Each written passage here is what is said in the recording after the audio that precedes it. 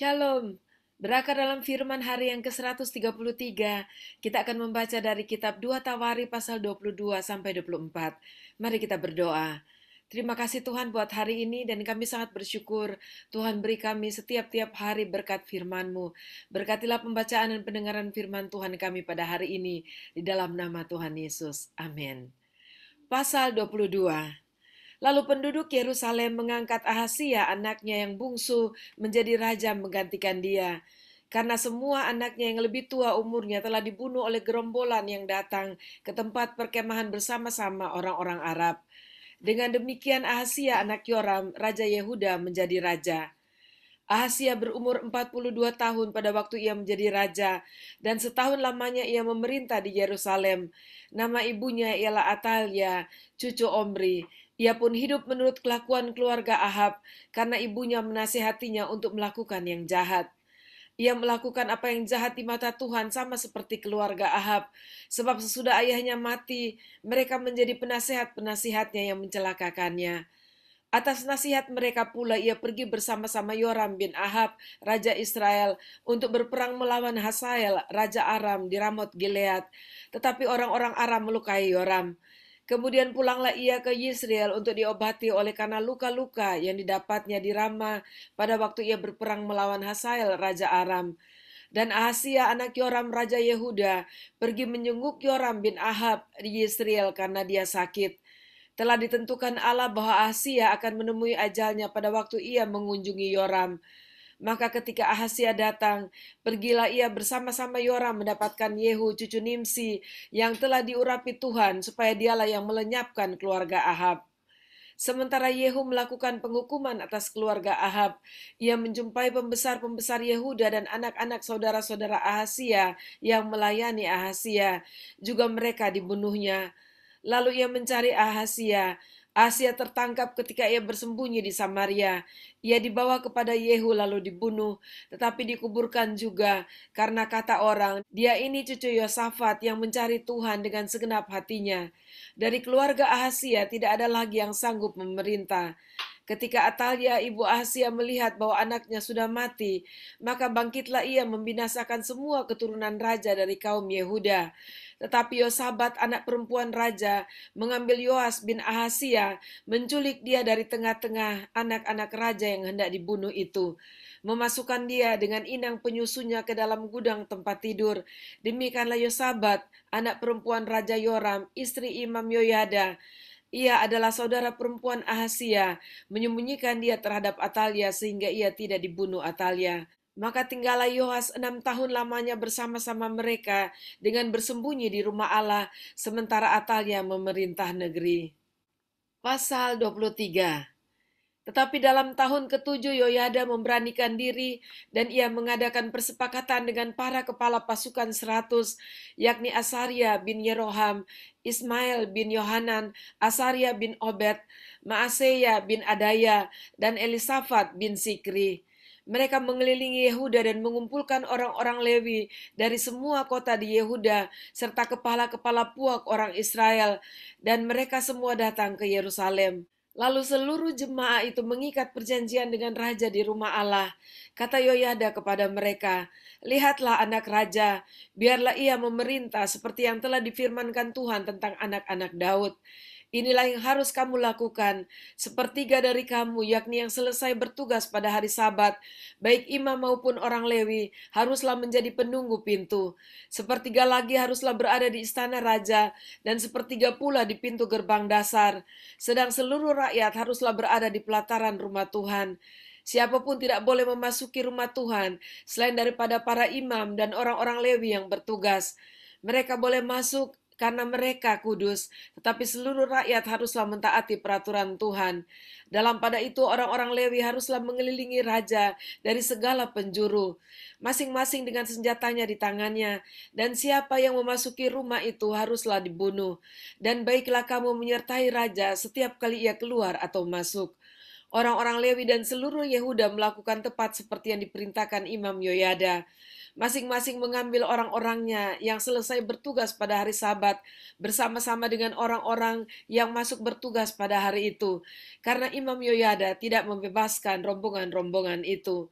Lalu Imam Yoyada memberikan kepada para kepala pasukan 100 itu tombak-tombak, utar-utar dan perisai-perisai kepunyaan Raja Daud yang ada di rumah Allah. Ia menempatkan seluruh rakyat masing-masing dengan lembing di tangannya, di lambung kanan sampai ke lambung kiri rumah itu, dengan melilingi mezbah dan rumah itu untuk melindungi raja. Sesudah itu Yoyada dan anak-anaknya membawa anak raja itu keluar, mengenakan jejamang kepadanya, dan memberikan hukum Allah kepadanya. Mereka menobatkan dia menjadi raja serta mengurapinya, lalu berserulah rakyat, hiduplah raja. Ketika Atalia mendengar pekik rakyat yang berlari-lari menyambut raja dan memuji-muji dia, pergilah ia mendapatkan rakyat itu ke dalam rumah Tuhan. Lalu dilihatnya lah raja berdiri dekat tiangnya pada jalan masuk, sedang para pemimpin dengan para pemegang nafiri ada dekat raja, dan seluruh rakyat negeri bersukaria sambil meniup nafiri, sedang para penyanyi dengan alat-alat musik mereka memimpin nyanyian puji-pujian. Maka Atalia mengoyakkan pakaiannya sambil berkata, hianat, hianat. Tetapi Imam Yoyada menyuruh keluar para kepala pasukan 100, yakni orang-orang yang mengepalai tentara, katanya kepada mereka, bawalah dia keluar dari antara barisan. Siapa yang memihak kepadanya harus dibunuh dengan pedang. Sebab imam itu telah berkata tadinya, jangan kamu membunuhnya di rumah Tuhan. Lalu mereka menangkap perempuan itu. Pada waktu ia sampai ke jalan masuk istana raja pada pintu gerbang kuda, dibunuhlah ia di situ. Kemudian Yoyada mengikat perjanjian antara dia dengan segenap rakyat dan raja bahwa mereka menjadi umat Tuhan. Sesudah itu masuklah seluruh rakyat ke rumah Baal lalu merobohkannya. Mereka memecahkan mezbah-mezbahnya dan patung-patungnya dan membunuh Matan imam Baal di depan mezbah-mezbah itu. Kemudian Yoyada menyerahkan pengawasan atas rumah Tuhan kepada imam-imam dan orang-orang Lewi yang telah dibagi-bagi dalam rombongan oleh Daud untuk bertugas di dalam rumah Tuhan, yakni untuk mempersembahkan korban bakaran kepada Tuhan, seperti tertulis dalam Taurat Musa, dengan sukaria dan dengan nyanyian menurut petunjuk Daud. Juga ditempatkannya penunggu-penunggu pintu pada pintu-pintu gerbang rumah Tuhan, supaya dalam hal apapun juga jangan masuk seseorang yang najis. Sesudah itu ia mengajak para kepala pasukan 100, para pemuka, para pemerintah rakyat, dan seluruh rakyat negeri, lalu membawa raja turun dari rumah Tuhan. Mereka masuk ke istana raja melalui pintu gerbang atas, lalu mendudukan raja ke atas tahta kerajaan. Bersukarialah seluruh rakyat negeri, dan amanlah kota itu, setelah Atalia mati dibunuh dengan pedang. Pasal 24. Yoas berumur 7 tahun pada waktu ia menjadi raja, dan 40 tahun lamanya ia memerintah di Yerusalem. Nama ibunya ialah Sibya dari Bersheba. Yoas melakukan apa yang benar di mata Tuhan selama hidup Imam Yoyada. Yoyada mengambil 2 orang istri bagi dia. Dari mereka ia mendapat anak laki-laki dan anak perempuan. Kemudian Yoas bermaksud untuk membaharui rumah Tuhan. Ia mengumpulkan para imam dan orang Lewi dan berkata kepada mereka, pergilah kamu ke kota-kota Yehuda dan kumpulkanlah uang dari seluruh orang Israel untuk memperbaiki rumah Allahmu setiap tahun. Lakukanlah hal itu dengan segera. Tetapi orang Lewi itu tidak melakukannya dengan segera. Lalu raja memanggil imam kepala Yoyada dan bertanya kepadanya, mengapa engkau tidak menuntut kepada orang-orang Lewi untuk membawa dari Yehuda dan dari Yerusalem pajak yang dikenakan Musa, hamba Allah itu, kepada jemaah Israel untuk kemah tempat hukum Allah? Sebab anak-anak Atalia perempuan fasik itu telah membongkar rumah Allah, bahkan memakai barang-barang kudus rumah Tuhan untuk para Baal. Sesudah itu raja memerintahkan supaya dibuat sebuah peti dan ditempatkan di tempat pintu gerbang rumah Tuhan. Lalu menyuruh mengumumkan di Yehuda dan di Yerusalem bahwa orang harus membawa bagi Tuhan pajak yang dikenakan Musa hamba Allah itu kepada orang Israel di padang gurun. Maka bersukacitalah semua pemimpin dan seluruh rakyat. Mereka datang membawa pajaknya dan memasukkannya ke dalam peti itu sampai penuh. Setiap kali peti itu dibawa masuk untuk diperiksa oleh orang-orang Lewi atas nama raja. Dan apabila mereka melihat bahwa sudah banyak uang di dalamnya, maka datanglah panitera raja dan kuasa usaha imam kepala mengeluarkan isi peti itu. Kemudian mereka mengangkat peti itu, lalu menaruhnya pula di tempatnya. Demikianlah mereka lakukan setiap kali, dan banyaklah uang yang dikumpulkan. Raja dan Yoyada menyerahkan uang itu kepada mereka yang memanduri pekerjaan pada rumah Tuhan. Mereka ini mengupah tukang-tukang pahat dan tukang-tukang kayu untuk membaharui rumah Tuhan, juga tukang-tukang besi dan tembaga untuk memperbaiki rumah Tuhan. Setelah itu mulailah tukang-tukang itu bekerja. Pekerjaan perbaikan maju di bawah tangan mereka. Mereka membangun kembali rumah Allah menurut keadaannya semula dan mengokohkannya. Setelah mereka selesai, mereka membawa uang yang kelebihan kepada Raja dan Yoyada.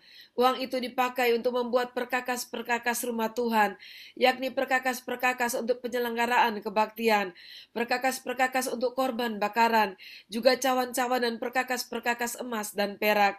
Sepanjang umur Yoyada, korban bakaran tetap dipersembahkan dalam rumah Tuhan. Yoyada menjadi tua dan lanjut umur, lalu matilah ia, 130 tahun umurnya ketika ia mati. Ia dikuburkan di kota Daud di samping raja-raja, karena perbuatan-perbuatannya yang baik di Israel terhadap Allah dan rumahnya. Sesudah Yoyada mati, pemimpin-pemimpin Yehuda datang menyembah kepada raja. Sejak itu raja mendengarkan mereka. Mereka meninggalkan rumah Tuhan Allah nenek moyang mereka, lalu beribadah kepada tiang-tiang berhala dan patung-patung berhala. Oleh karena kesalahan itu Yehuda dan Yerusalem tertimpa murka. Namun Tuhan mengutus nabi-nabi kepada mereka, supaya mereka berbalik kepadanya. Nabi-nabi itu sungguh-sungguh memperingatkan mereka, tapi mereka tidak mau mendengarkannya. Lalu roh Allah menguasai Sakaria, anak Imam Yoyada. Ia tampil di depan rakyat dan berkata kepada mereka, "Beginilah firman Allah, mengapa kamu melanggar perintah-perintah Tuhan, sehingga kamu tidak beruntung? Oleh karena kamu meninggalkan Tuhan, ia pun meninggalkan kamu." Tetapi mereka mengadakan persepakatan terhadap dia, dan atas perintah raja, mereka melontari dia dengan batu di pelataran rumah Tuhan. Raja Yoas tidak mengingat kesetiaan yang ditunjukkan Yoyada ayah Sakaria itu terhadap dirinya. Ia membunuh anak Yoyada itu yang pada saat kematiannya berseru, "Semoga Tuhan melihatnya dan menuntut balas." Pada pergantian tahun tentara Aram maju menyerang Yoas dan masuk ke Yehuda dan Yerusalem. Dari bangsa itu semua pemimpin habis dibunuh mereka, dan segala jarahan dikirim mereka kepada raja negeri Damsyik.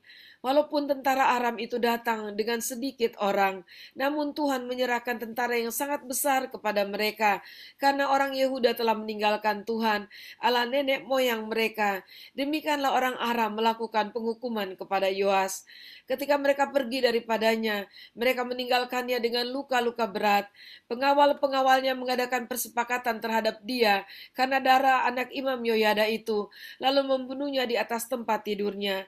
Ia mati dan dikuburkan di kota Daud, tetapi tidak di pekuburan raja-raja. Mereka yang mengadakan persepakatan terhadap dia ialah Sabat, anak Simeat perempuan Amon, dan Yosabat, anak Simrit perempuan Moab, tentang anak-anaknya dan ucapan-ucapan ilahi yang banyak terhadap dia, serta tentang perbaikan rumah Allah. Semua itu tertulis dalam tafsiran kitab Raja-Raja. Maka Amasya anaknya menjadi raja menggantikan dia. Demikianlah pembacaan dan pendengaran firman kita pada hari ini. Dan kita melihat kebesaran Tuhan dalam mempertahankan keturunan Daud, sebagaimana apa yang sudah dijanjikannya bagi Raja Daud bahwa keturunannya akan dikokohkan. Dan Tuhan memiliki caranya untuk menyelamatkan keturunan Daud. Dan kita juga percaya bahwa Tuhan punya cara untuk menolong kita pada saat kita mengalami keterdesakan hidup. Nah, saudara, mari kita belajar dari apa yang sudah dilakukan Tuhan untuk terus mempercayai Tuhan. Puji Tuhan, terpujilah Dia Allah Israel, Allah kita di dalam juru selamat kita Tuhan Yesus Kristus. Mari kita berdoa. Terima kasih Tuhan, kami bersyukur kepadamu untuk pelajaran berharga yang kami lihat bahwa Tuhan punya banyak cara untuk melakukan apa yang menjadi kehendak-Mu bagi umat-Mu. Sebab itu tolonglah kami untuk tetap percaya kepada Engkau. Kami juga mau belajar Tuhan dari Raja Yoas, bagaimana sebenarnya Tuhan sudah menolong dia dari awal dan dia mulainya dengan baik. Dia sudah dikaruniakan seseorang yang dapat menolong dan menuntun hidupnya. Tetapi pada akhirnya dia lebih mendengarkan nasihat-nasihat yang membawa dia untuk memberontak terhadap Engkau dan tidak beribadah kepada Engkau, dan bahkan melakukan kejahatan dengan membunuh anak dari orang yang sudah sangat berjasa terhadap dia. Tolonglah kami agar kami tetap setia melakukan kebenaran sesuai dengan apa yang sudah Engkau ajarkan kepada kami. Dan Tuhan, tolonglah kami agar jangan sekali-kali kami ada pikiran untuk memberontak terhadap Engkau dan melakukan sesuatu yang menyakiti hatimu. Terima kasih Tuhan, terpujilah Engkau, dalam nama Tuhan Yesus kami berdoa. Amin.